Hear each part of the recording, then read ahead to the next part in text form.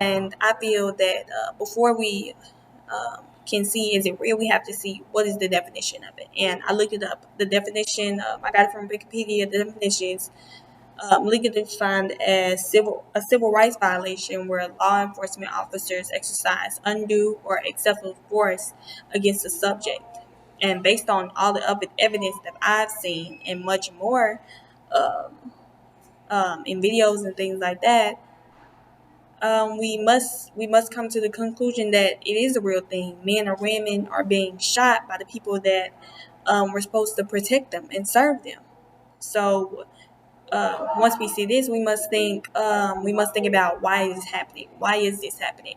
And some would say race or poor training or people just that the police officers have been getting away with doing whatever they wanted to for so long.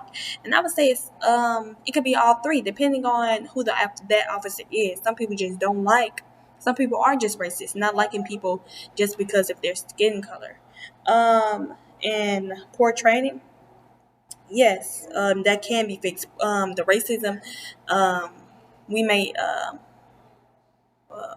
that's in their hearts, and we may not be able to change that right now. That's something we have to work on. But the poor training, we can hire people, do studies, educate ourselves, hire experts to help us um, learn what do we need to do, how do we need to train our officers so that we can prevent this from happening. Do studies and educate ourselves to set up a new president, set up new rules for what needs to be done and how it needs to be done. And ultimately, this may not fix it, but this may not be like the dead on fix. But like I said, we have to change. We have to change our hearts, and the only way that I believe that we could do that is through the gospel. And the gospel is who Jesus is, and what He accomplished. And when we know this, when we believe this in our hearts, is when we have the love of God. And only then can we love each other the right way. And that is the problem, that we're not loving each other. We're only loving ourselves. And ultimately, that's the only way that it can be fixed.